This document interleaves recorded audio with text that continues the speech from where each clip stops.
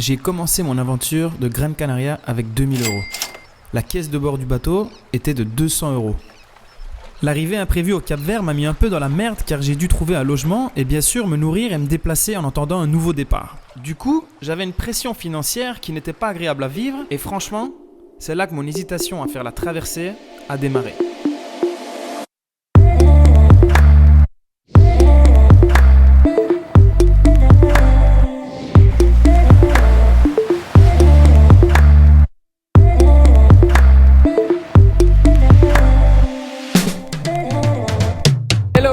Je viens d'avoir un rendez-vous avec un capitaine belge qui s'apprête à croiser l'Atlantique.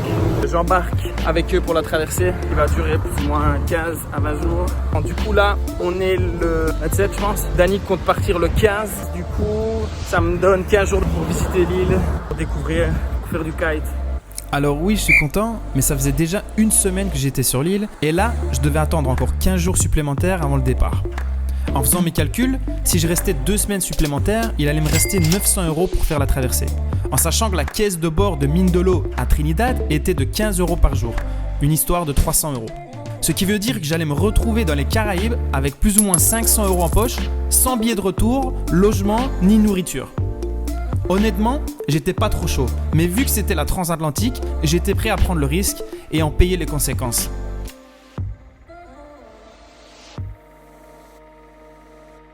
Giorgio! Voilà, Giorgio nous a fait un bon risotto. C'est fou les voyages en solo.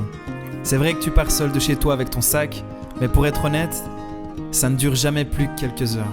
Souvent, à peine arrivé à l'aéroport, la vie me met quelqu'un sur mon chemin. Plus d'une fois, je me suis retrouvé à l'autre bout du monde en période de fête et j'ai toujours eu la chance de rencontrer des personnes merveilleuses. Des personnes que je n'avais jamais vues de ma vie. Et bizarrement, on connectait comme si nous nous connaissions depuis toujours. Le genre de personnes qui deviennent des membres de ta famille durant ton voyage. Ceux à qui tu peux faire confiance. Ça se sent. Si tu es un voyageur, je suis sûr que tu vois de quoi je parle. La question que je me pose, c'est: ai-je de la chance à chaque fois de rencontrer des personnes merveilleuses? Ou sommes-nous tout simplement des humains extraordinaires qui, une fois seuls face à nous-mêmes, avons la capacité à faire confiance et à s'ouvrir aux autres?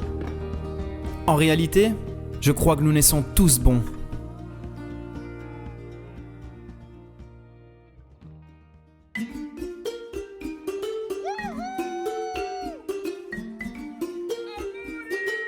Ça, c'est Joseph, un voyageur belge super sympa qui a démarré son voyage depuis la Belgique. Le mec a fait Belgique-Mauritanie en stop, s'il te plaît. Il est arrivé au Cap-Vert et a ensuite fait du bateau stop jusqu'à Sainte-Lucie dans les Caraïbes. Mais bon, ce soir, après quelques petits verres, on a décidé de lui donner un petit surnom. Comment tu t'appelles? Pepe. Oh, io sono Pepe, oh Peppino, Giuseppe, come? Je te parle de Peppino parce que c'est lui qui m'a aidé à prendre des décisions justes et correctes pour la suite de mon voyage. Peppino, c'était le seul qui était au courant de ma situation financière. Et en ayant un petit peu parlé avec lui, j'ai compris que c'était pas très intelligent de continuer une aventure pareille avec aussi peu d'argent derrière moi. Jour de l'an, il est minuit passé, on est dans le centre de Mindolo et c'est le bordel hein. Et on est avec le dottore, Giorgio, c'est un ami de l'auberge jeunesse, il étudie ici, il travaille ici, c'est un docteur. Docteur. Regardez, les gens ils dansent partout, c'est le bordel. Les femmes sont belles, les femmes sont magnifiques. Alors c'est un mix entre le Brésil et l'Afrique et il y a ce truc un peu... C'est beau, c'est sensuel, c'est métissé, c'est doux, c'est gentil, c'est le Cap-Vert.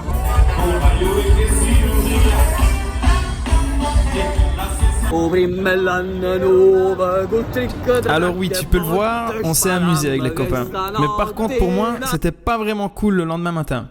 Au départ, je pensais que j'avais exagéré avec l'alcool, mais j'ai vite compris que c'était pas que ça. Grosse fièvre, mal de gorge et difficulté à respirer. Du coup... Je suis vraiment en train de penser à laisser tomber la traversée le 15 et de refaire ça, de reporter ça une autre fois. Au final, je me suis rendu compte que c'est pas compliqué. Enfin, C'est pas trop compliqué pour trouver un bateau. J'ai trouvé 2 bateaux sur une période d'1 semaine. Du coup, je me dis que je peux faire ça à n'importe quel moment. Et j'ai vraiment envie de faire ça dans de bonnes conditions. J'ai envie d'être en forme physiquement. Là, je me sens pas du tout. J'ai plus de fièvre. J'ai plus de fièvre. Ça va. Je me sens juste faible en fait. Je me sens faible. J'ai pas beaucoup d'énergie. Je dors beaucoup. Je me sens juste pas au top de ma forme pour faire la traversée.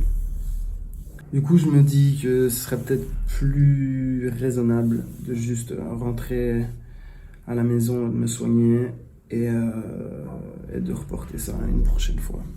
Alors oui, j'étais triste que l'aventure s'arrête comme ça, mais en même temps, j'ai été soulagé. Je quitte l'île de São Vicente pour rejoindre l'île de Sal, là où mon avion pour la Belgique m'attendait, mais surtout, j'avais quelques jours devant moi pour enfin pouvoir faire un petit peu de kite.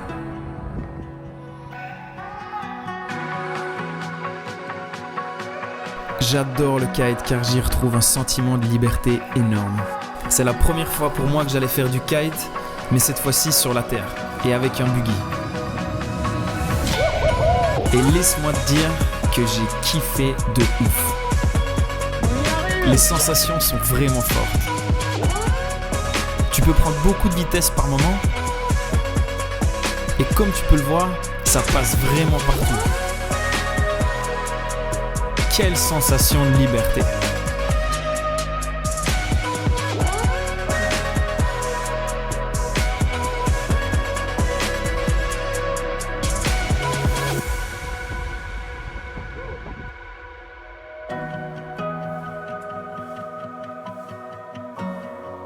Oh putain.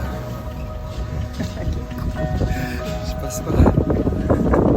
Et voilà les gars, c'est la fin. À la fin. Je dirais plutôt le début, parce que là, plein de nouvelles choses qui vont démarrer, vont commencer. C'est fou comment tout s'est passé, car le petit peu d'argent qu'il me restait, je l'ai investi dans une formation de développement personnel. Et si aujourd'hui tu vois cette vidéo, c'est quelque part grâce à cette formation. J'ai eu de grosses prises de conscience et révélations sur pourquoi je ne faisais pas les choses qui étaient importantes pour moi. Aujourd'hui, je vois plus clair et ça fait beaucoup de bien. Salut Philippe, ça va? Tu sais qu'apparemment, Ali Dani a dû faire demi-tour après 7 heures de navigation parce qu'il avait qu'un seul coéquipier finalement et la baume est tombée. Et donc ils ont dû rentrer au port. Et donc voilà, finalement, je crois qu'ils sont toujours pas partis. Et je crois qu'il va chercher à réparer sa paume ou quoi. Donc dis-toi que de toute façon ce serait tombé à l'eau, ta transat. Et que c'est pas plus mal du coup que tu sois rentré. Je te le dis, comme ça tu n'as pas de regrets. Et moi de mon côté, nous normalement on part cet après-midi si tout va bien. On a pris un peu de retard parce que le générateur nous a lâché 3 jours avant. Donc voilà, j'espère que ton retour en Europe s'est bien passé. Et peut-être à bientôt, Inch'Allah. Salut.